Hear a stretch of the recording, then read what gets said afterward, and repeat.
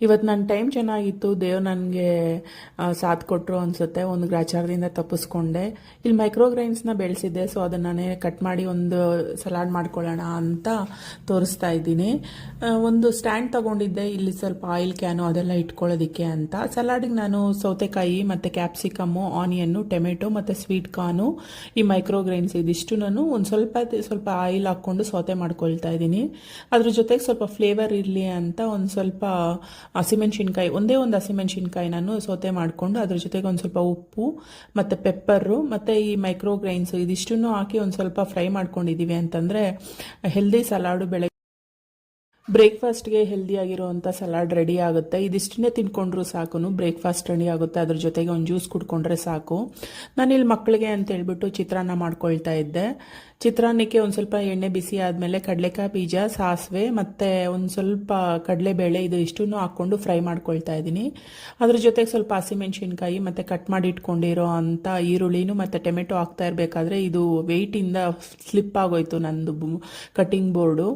ಅದಾದಮೇಲೆ ಕಿಚನ್ ಎಲ್ಲ ಸ್ಪ್ರೆಡ್ ಆಗಿತ್ತಲ್ವ, ಅದನ್ನೆಲ್ಲ ಕ್ಲೀನ್ ಮಾಡಿಕೊಂಡು ಒಂದು ಸ್ವಲ್ಪ ಅರಿಶಿನೂ ಮತ್ತು ಖಾರದ ಪುಡಿ ಅರ್ಶಿನದ ಪುಡಿ ಮತ್ತು ಉಪ್ಪು ಹಾಕಿ ನಿಂಬೆಹಣ್ಣು ಹಾಕಿ ಚಿತ್ರಾನ್ನ ಮಿಕ್ಸ್ ಮಾಡಿ ಮಕ್ಕಳಿಗೆಲ್ಲ ಕೊಟ್ಟಾದಮೇಲೆ ಸರಿ ಕಿಚನ್ಗೆ ಏನಾದರೂ ತೊಗೊಂಬರೋಣ ಅಂತ ಹೋದೆ. ಇದು ಆ್ಯಕ್ಚುಲಿ ನನ್ನ ಮ್ಯಾರೇಜ್ ಆ್ಯನಿವರ್ಸರಿ ಗಿಫ್ಟ್ ಅಂತಲೇ ಅನ್ಬೋದು. ಇವಾಗ ಮನೆ ಕಟ್ತಾ ಇರೋದ್ರಿಂದ ಸ್ವಲ್ಪ ಹೆವಿಯಾಗಿ ಏನು ತೊಗೊಳಕ್ಕಾಗಲ್ಲ ಅಂತ ನಮ್ಮ ಮನೆಯವ್ರು ಸರಿ ಬಾ ನಿನಗೆ ಕಿಚನ್ಗೆ ಏನಾದರೂ ಕೊಡಿಸ್ತೀನಿ ಅಂತ ಈ ಕಾಸ್ಟ್ ಐರನ್ ಕಡಾಯಿನೂ ಮತ್ತು ಒಂದು ಬಾಣಲಿ ಕೊಡಿಸಿದ್ರು. ಸರಿ, ಯಾವುದೋ ಒಂದು ಗಿಫ್ಟ್ ಅಂದರೆ ಚಿಕ್ಕದಾದ್ರೂ ದೊಡ್ಡದಾದ್ರೂ ಗಿಫ್ಟೇ ಅಲ್ವಾ. ಸರಿ, ನನ್ನ ಮಗ ಅದನ್ನು ಸುಶಾಂತು ಇದನ್ನು ನಾನು ಸೀಸನಿಂಗ್ ಮಾಡ್ತೀನಿ ಅಂತ ಅವ್ರು ಆಲ್ರೆಡಿ ಮಾಡಿದ್ದೀನಿ ಅಂದರು, ಬಟ್ ಅವ್ನ ಸ್ಯಾಟಿಸ್ಫ್ಯಾಕ್ಷನ್ ನಾನು ಮಾಡ್ತೀನಿ ಅಂತ. ಮಕ್ಕಳು ಮಾಡೋದಕ್ಕೆ ಎನ್ಕರೇಜ್ ಮಾಡಬೇಕು ಅಂತೇಳಿ ನಾನು ಸರಿ ಆಯಿತು ಅಂದೆ. ಅದಾದಮೇಲೆ ಮುಲ್ಲಂಗಿ ಬೇಳೆ ಸಾಂಬಾರು ಮಾಡಿಕೊಂಡು ಅದ್ರ ಜೊತೆಗೆ ಏನಾದರೂ ನಂಚ್ಕೊಳ್ಳೋಕ್ಕೆ ಅಂತೇಳ್ಬಿಟ್ಟು ಸ್ವಲ್ಪ ಸ್ಪ್ರಿಂಗ್ ಆನಿಯನ್ಸ್ ಇತ್ತು, ಅದ್ರ ಜೊತೆಗೆ ಸ್ವಲ್ಪ ಕಡಲೆ ಹಿಟ್ಟು ಮತ್ತು ಒಂದು ಸ್ವಲ್ಪ ಅಕ್ಕಿ ಹಿಟ್ಟು ಮತ್ತು ಒಂದು ಸ್ವಲ್ಪ ಓಮು, ಉಪ್ಪು, ಖಾರದ ಪುಡಿ ಇದಿಷ್ಟೂ ಹಾಕ್ಕೊಂಡು ಬೋಂಡ ಥರ ಮಾಡ್ಕೊಳ್ಳೋಣ ಅಂತ ಮಾಡ್ಕೊಂಡ್ವಿ. ಅನ್ನದ ಜೊತೆಗೆ ತುಂಬ ಚೆನ್ನಾಗಿರುತ್ತೆ ಅಂತ. ಮತ್ತು ಅನ್ನ ಸಾಂಬಾರು ತಿನ್ಕೊಂಡ್ವಿ. ಕ್ಲೈಮೇಟೂ ತುಂಬಾ ಚೆನ್ನಾಗಿತ್ತು. ಇವಾಗ ಮಳೆ ಬೀಳೋದು ನಿಲ್ಲೋದು ಹೋಗ್ತಾನೆ ಇದೆಯಲ್ವಾ.